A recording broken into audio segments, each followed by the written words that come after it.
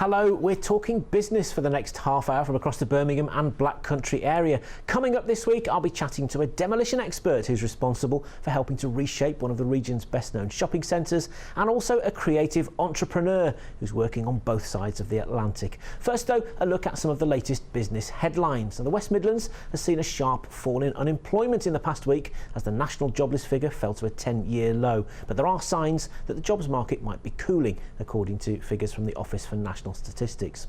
Bolt engineering firm Tentec, which has been in West Bromwich for 3 decades, is the latest company to head for a new multi-million-pound home on the I-54 site, and it comes just days after Willenhall Locks firm ERA announced it was also to relocate to a shiny new headquarters on the same complex just off Junction 2 of the M54. Genting UK's casino at Star City in Birmingham is expected to close in January, according to trade website the iGaming Post.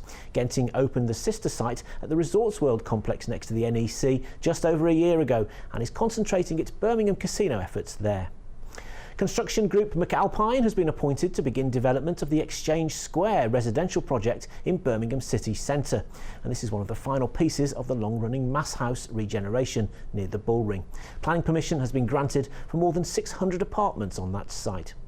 Water supplier Severn Trent, based in Coventry of course, has agreed a £78.5 million deal to buy rival Dee Valley Water, which serves more than 250,000 customers in the Cheshire and North Wales area. And the Birmingham Post reports that the city's German market, which is now open for business in the run to Christmas, has not put its prices up this year. There had been fears that the weakness of the pound since the Brexit vote would trigger a rise in prices for its imported goods. Time now to introduce my first guest this week. John Woodward is boss of C&D Consultancy in Wolverhampton, a specialist in demolition. He's currently working on the Mander Centre and Wolverhampton's indoor markets, among other things, and also he's a driving force behind the UK's first ever demolition degree. John, welcome to the show. Thank you for joining us. Thanks for allowing me to come. How do you get into the demolition business? Do you have to discover that you're very good at knocking things down? How does it work? These days it's a little bit easier, but when I got into demolition years ago, I was a civil engineer, which meant I was building things like the M54 motorway, specialised in bridges, and then I went to work for a firm in Birmingham for 4 weeks who needed a civil engineer, and that company was Doyle Demolition, so they were a demolition company. I liked what I saw when I went to Doyle's. Doyle's liked what they saw with me, and the 4-week trial turned into a 2-year permanent placement, and then from that demolition was in the blood, and then I moved around the country running various demolition companies before setting up as a self-employed demolition consultant. So you see these TV news reports sometimes where they're demolishing perhaps one of these iconic chimneys or office complexes, and you can see just how much planning goes into it. The planning can take months, years, can't it, sometimes, if you've got to do a real big project like that? Yes, it can, and really it's the planning that we do. If you take, for example, some of the explosive demolition jobs that we've done in Glasgow over the last 13 years with Safe Dem and Demmaster and Coleman and Company, they would deal with the actual explosive demolition itself, whereas where C&D come in is we are sort of a catalyst between the demolition contractor, the client and the residents locally. So we take an overview, we look at the method statements, we make sure that the evacuation proceeds correctly, and we are more involved possibly in the planning than they are in some ways, because you have to consider network rail, you have to consider air traffic control even as well in and out of Glasgow Airport, and the number of people that possibly need to be decanted on the day to allow the safe demolition of the structures. Then you don't get to do the fun bit and press the button. I've never done the fun bit and press the button, but my wife Jill did once years ago on Site Hill Phase 1 in Glasgow. So what are the typical sort of skills that are needed then, really, to do academic skills or sort of vocational skills to do your sort of job? Well, if you want to become a demolition engineer, which is what I am, then really you need to have had a good grounding in English and maths, and possibly one of the sciences. Physics it was from my point of view. You need to understand how structures behave. But to get into the demolition industry itself, then there are a myriad of routes in there. We're trying to find people now who are very good at Xboxes, for example, because they can drive the robotic machines that we use now. So that's really good. If you think of a typical job, for example, we do quite a lot of work with Armac Demolition, who are based near Birmingham Airport, and they specialise in demolishing motorway bridges in an overnight or a weekend closure. If you look at something like that, not only have you got probably 150 people involved with the demolition, you've got the people who put the traffic management on and take it off. You've got the people who come along and put the barriers up and take them away. You've got white lining. You've got catering for all the people all through the night. You've got the health and safety people. You've got people like yourselves and the media who need to be accommodated. People now are using drones. They're using time-lapse footage. All of these bring jobs into the demolition industry. But what we're trying to do from the degree point of view now is encourage people who wouldn't have considered demolition as a career to realise that we are incredibly skilled at what we do. I was asked once in an interview, is it not just hitting a building with a big hammer? And my reply was, yes, you do hit it with a big hammer, but the skill is knowing the size of the hammer and where to hit the building. That's it. I can scrub that question off my list then. Oh, is it a standalone degree then, or is it a module of something else? What we've done is we've signed a memorandum of agreement with Wolverhampton University, because that's my home city university. Wolverhampton are investing heavily in the construction area on what used to be the Springfield Brewery. So that's going to be the new construction and demolition area, basically. And the idea is that they have standard degrees at the moment, construction based, and the demolition degree will mean that years 1 to 3 are almost the standard construction, so they learn health and safety, they learn contract procedures, etc. And then they have a 1-year demolition bolt-on section, which people like myself will then come and deliver the technical side of the demolition alongside the university lectures. So it's all pretty transferable skills, that though, isn't it? You know, so absolutely. I mean, from my point of view, the best way is to perhaps have a grounding in civils and building, so you understand how things go together, because we then take them apart, sometimes in reverse order. So they are transferable. And when I first went to Wolverhampton to discuss it, they didn't really see that there was a market for the demolition degree, but we've discussed it at length now, and they have accepted that, yes, it's going to be the first one outside North America. So for the rest of the world, you have 2 options now: Purdue University or Wolverhampton University to do the demolition degree. So another reason to bring people into our region. Well, tell us a bit about the work you're doing on the Manda Centre and the markets then. The Manda Centre, our work is now finished. We were involved with a company called Woodward from Derby who were doing the demolition, complex demolition to remove what used to be TJ Hughes, which is where the new Debenhams is going to be. So that's all now gone. But we've now moved a few yards down the road in Wolverhampton. We're working on the old indoor market with Total Reclaims from Nottingham. They're demolishing that with a high-reach machine going in on Monday. So again, Wolverhampton's landscape will change dramatically from Monday going forward when they've got a high-reach machine there. There seems to be a lot of civil work, engineering work going on in our region at the moment. You know, there was all this talk about Brexit putting lots of projects on hold. Have you seen any of that, or are people just ploughing on as they were before? I think initially there was what I would describe as a slowdown. I think people had got projects that they wanted to move forward, but just wanted to see how things settled for a few weeks, but it really hasn't affected us. A lot of our work now is in London, the London office, which we've got in just off New Bond Street, that is run by Mike Keogh. That office is really, really busy in the centre of London. I mean, London is absolutely booming with development, and I think what will happen is Birmingham will follow through, and then Wolverhampton and perhaps other peripheral cities in the Midlands will pick up from that. I mean, Wolverhampton is regenerating if they can get the investment in. Debenhams will bring it in. H&M opened yesterday. So that will bring more footfall, and once they get more footfall, as you know yourself, that means they'll spend more money on redevelopment. Absolutely. What's the most challenging demolition project you've ever been involved in, or the most difficult? Or? I think there's 2. One is the first ever oil rig to come out of the North Sea, because of the difficulties of being 400 miles out at sea. So what you can't do is realise when you've got there you've left your phone charger in the office and you can't pop back. So that adds another level of planning. It also adds something to demolition that a lot of people don't appreciate, which is working in close proximity with the same people for a long time. You've heard the expression cabin fever. Well, that also happens to a certain extent. That was very difficult. And then possibly Red Road in Glasgow, which is the tallest steel structures ever done by explosive demolition in the UK. The largest explosive demolition in one hit with 7 towers going at the same time. The biggest exclusion zone ever.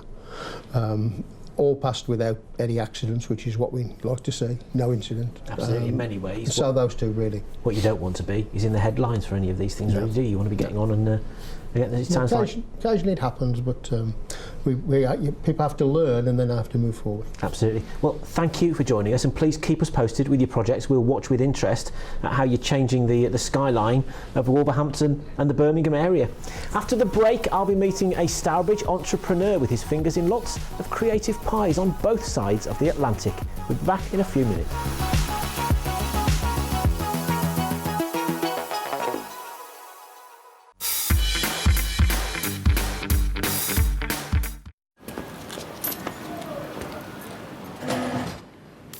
Seal it bang, limescale and shine.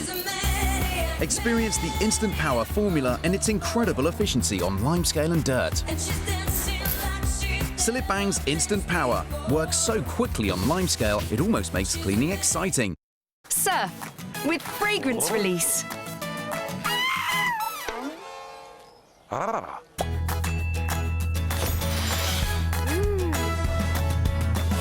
Surf with fragrance release. For burst after burst of uplifting fragrance. Always keep away from children. Introducing our first flower diffuser. It changes colour while diffusing scent. Home Signature by Airwick.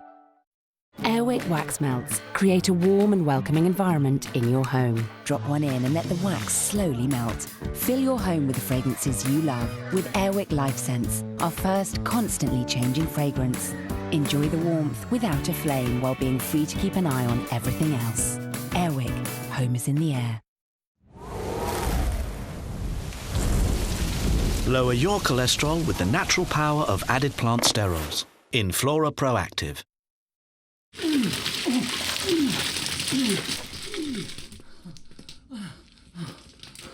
Coleman's. Easy does it. Every woman has her own little secrets to make herself feel beautiful. Now they all share a common secret. Scholl electronic nail care system for filing, buffing and polishing. And the nourishing oil for a natural shine and soft cuticles. For a beautiful look, give the gift of natural-looking shiny nails with Scholl nail care system.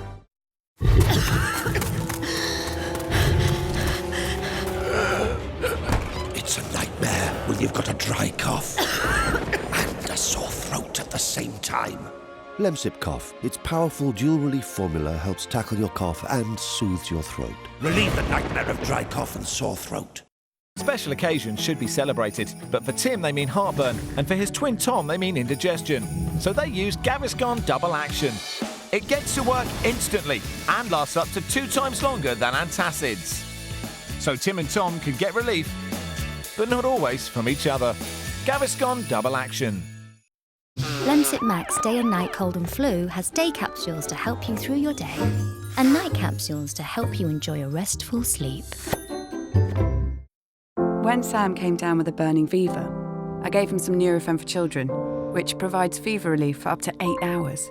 So we all ended up having a good night's sleep. Sort of.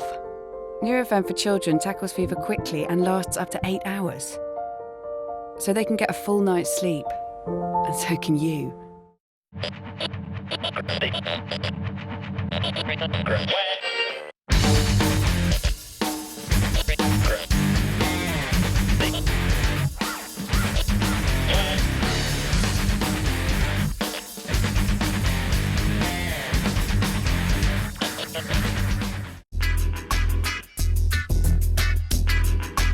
Join our drivers and historians travelling on the roads, sharing stories from the past of this magnificent city.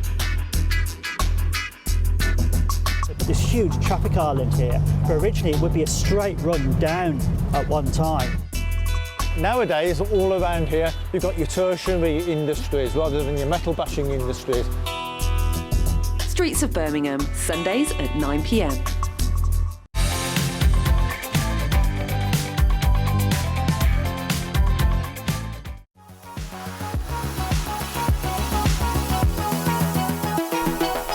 Welcome back. Now then, when should you be classified as self-employed and when can you claim employment benefits by being a salaried member of staff? Well, the growth of companies like taxi firm Uber and food delivery brand Deliveroo have put the topic firmly in the headlines. Denise Waite looks at what HM Revenue and Customs has to say on the matter.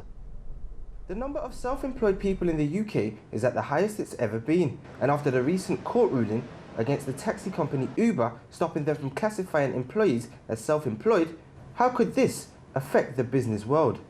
Uber, I'm sure, will actually appeal the case, because what that means is that then if they are workers, then they are entitled to certain employment rights, whereas self-employed, where you're your own boss, you've got your own business, then you are not entitled to employment rights, which is not then just about big companies. It also impacts some of my clients now who have self-employed workers, and at the same time what has happened is then the delivery drivers are now looking at making a claim that because they only get paid £3.75 per delivery, that they're not getting national minimum wage. The change in the new laws effectively means that workers for the likes of Uber will be entitled to employers' rights, such as sickness and holiday pay. Denise, who won an award for being the best in Wolverhampton for HR, feels that this will protect employees and ensure that they are paid what they are worth. The way of working now is becoming so much more flexible that there is actually going to be a research and a report done on the ways of working, so that then the laws can actually be constructed around people's ways of working, so that both can fit, rather than the laws having been made so long ago, the ways of working being so different, and then the two not aligning. The clampdown is also designed to look closer at contract agreements, subsequently stopping issues such as tax evasion or people not paying enough tax. But what does this mean for local people who are genuinely self-employed? At the moment, there's nothing changed in terms of what they can and can't do, because as a self-employed business owner and a small business as well, nothing's changed for me, because I am truly self-employed. But it's for the people who are on self-employed contracts who then deliver a personal service. It's then actually having a look and having somebody review that contract for them. The reviews on the way businesses pay and structure employees is likely to be beneficial for all parties, and ultimately prevent anyone from being paid below the national minimum wage. Aaron Wiggins for Birmingham News. What's the phrase? A bit of a minefield, I think it's fair to say. Now then, the creative industries here in the West Midlands are thriving right now. Musicians, movie makers and animators are earning plaudits for their work both in the UK and overseas too. And I'm delighted to be joined by one of them right now, Nick Townsend, who spends some of his time at Base Studios in Stourbridge, but also a lot of his time travelling around, back home, overseas, in America. Of course, we're watching that package just about Uber. You'll no doubt have been using their services in the States, haven't you, while you've been over there? So past 3 years, I rely on Uber drivers to get me from the airport to film sets and stuff. It's become a massive business, hasn't it, that now? There's no problem over there. I don't know why there's always fussing with newspapers over here. There's no problem over there. I've never had a problem there. It's a wonderful service. Well, Nick, welcome to Birmingham Business. Thank you. Fascinated to hear about the so many different strands that you've really got to your working life, and how you got into it all. What's your background then? I began as a village idiot, and then I decided to is that an official qualification, is it that? Well, let's just say I was bullied throughout my whole school for looking different. The last thing I wanted to do was to be different. And then I had an operation at 13 and I became a normal looking boy, like Pinocchio. And then I decided, what am I going to do in my life? I missed out a lot of my childhood, and I wanted to be creative, and that kind of exploded into music. I started writing music, making music, and people wanted to know more about what I was doing. And I wasn't from a musical background. I wasn't from like a musical family. I was from a poor family, still am, and I've just tried to grow and understand what the industry is. And I've got to the stage now where I'm now an industry columnist for a music magazine. I write every month. I write an article. Some of it's satire, but there's some good information in there. I review CDs for independent artists. I work in the music complex. I have for 9 years, and if people think I'm uneducated, I've got equivalent of 4 degrees in music management. I've got a degree at university. I'm doing a master's degree, and it's all in media and entertainment. And I wanted to learn more and more, and as I've learned more and more, I've done more and more. I've been to the US a few times. I've learned from that. I'm trying to use my experience from that to generate business in this country. And obviously all the media work that you do takes you not just into the music sphere but into the acting side of things. And I know you've been a TV extra in what have we seen you in? Shameless, was it? And Hustle when it was in Birmingham, was it? I've never had an acting lesson in my life, and to be honest, if you look like me, I don't expect to get a part in Downton Abbey. A, because that series no longer continues, but also someone like me is only going to get certain types of roles, and they're usually the comic roles. So I started appearing in independent productions. I got my first lead role in the States, a director called James Craig Miles. He gave me my first lead role. I went over there 2 years ago, and he said I smashed it. And that was the first time I'd ever done anything like that. But I'm not expecting to have a massive career in acting. It's another string to your bow. I like to say that I can work my way around the film set now. So was that the film Chasing, was it, that you went out to do? Yeah, it was Chasing. They sent me a script. I kind of read it on the plane, I think. And it was pretty much I just turned up and worked out what to do. I don't really come from an acting background either. Well, we've got a clip from Chasing so we can see just how successful reading the script on the plane turned out to be. Yeah, have a look at this. Don't take this the wrong way, but do I not provide for you? I pay the bills. If you want to go shopping, we go shopping. If you want the card, you borrow the card. I do all this, and I still sort out my career. This is what I need to do. Your career? You are a bartender. The job gives me the freedom to do the music. Do you know how hard it is? I can't just put my head out the window and get a record contract. Can't you just grow up? Get a real job during the day at a desk?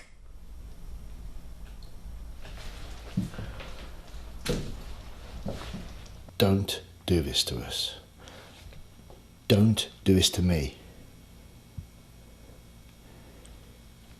You know damn well how much you mean to me. There is no one out there like you.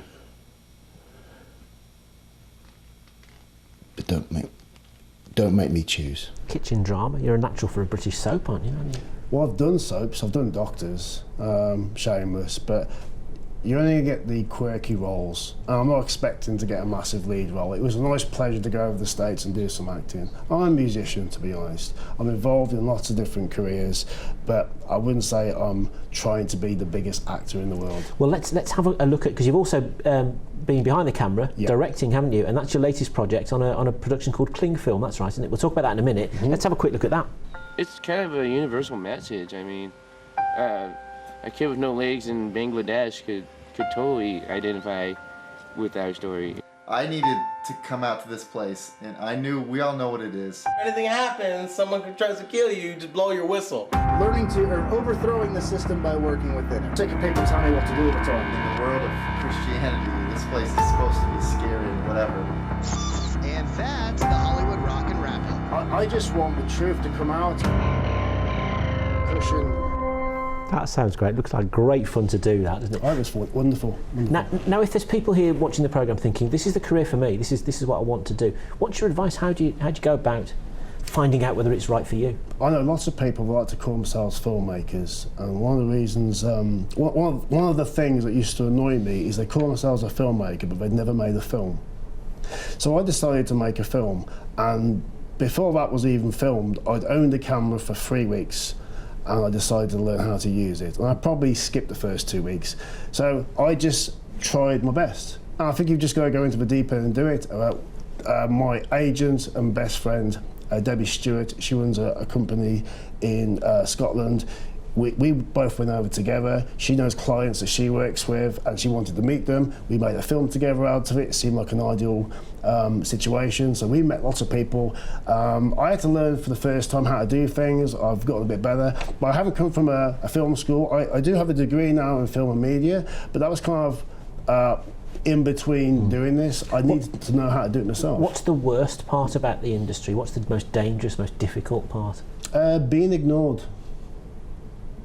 Okay, I won't do that then. I won't do that. You mean being ignored by what, your contemporaries, or by people you're trying to pitch jobs to? Or? I think what it is, I'm sure most filmmakers, musicians, or most people in an independent kind of career will find they're kind of ignored by a lot of people around them in positions of power that could help. Right. Well, we've given you a profile today. No one's going to ignore you, Nick. Thank you very much. Thanks to my guests, Nick and John. I'll be back same time next week with more business news and views. And if you've got a story for us, or you'd like to join me on the panel of the studio, send me an email, carl.jones@madeinbirmingham.tv. See you next week.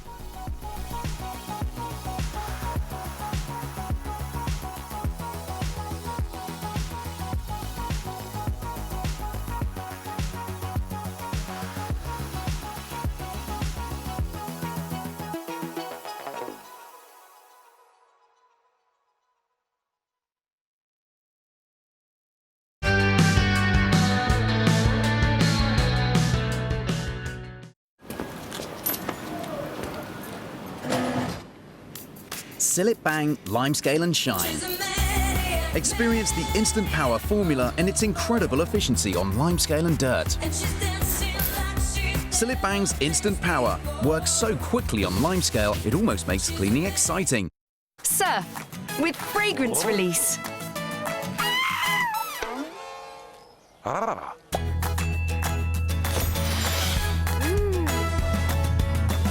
Surf with fragrance release. For burst after burst of uplifting fragrance. Always keep away from children. Standard aerosols may contain added water, which could eventually fall down and spoil the experience. Introducing Airwick Pure with no added water, so you can experience a great fragrance with no wet spray. Airwick Pure, just fragrance, no wet spray. Introducing our first flower diffuser. It changes colour while diffusing scent. Home Signature by Airwick. Lower your cholesterol with the natural power of added plant sterols in Flora Proactive.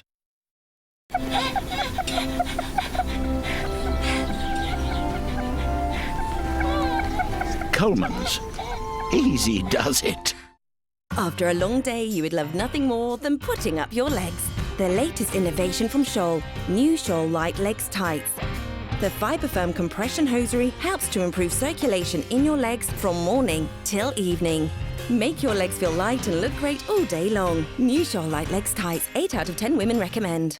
Lemsip Max Day and Night Cold and Flu has day capsules to help you through your day and night capsules to help you enjoy a restful sleep.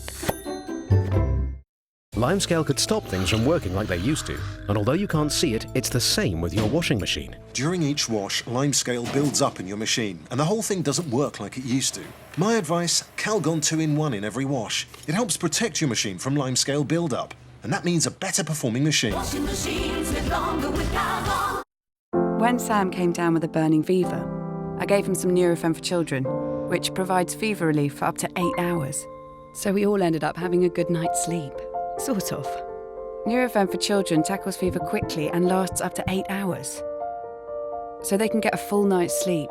And so can you. Special occasions should be celebrated, but for Tim they mean heartburn, and for his twin Tom they mean indigestion. So they use Gaviscon Double Action. It gets to work instantly and lasts up to 2 times longer than antacids. So Tim and Tom can get relief, but not always from each other. Gaviscon Double Action. It's official. Australia needs you. If you've got the skills they're after, the Aussie government would love to turn your life on its head. Literally. Over the next 4 weeks, I'll be travelling around this awesome country to give you the definitive guide to all things Oz. I just absolutely gobsmacked. I am. And the sea is... About 4 minutes walk away. Walk? Walk. So I'll be showing you some of the most remarkable properties Australia has to offer. And you'll be amazed at just what you can get out here with your Aussie dollar. It is the ultimate. I have to say it's the best house I've ever been in, and I've been in some pretty expensive ones. It's absolutely breathtaking.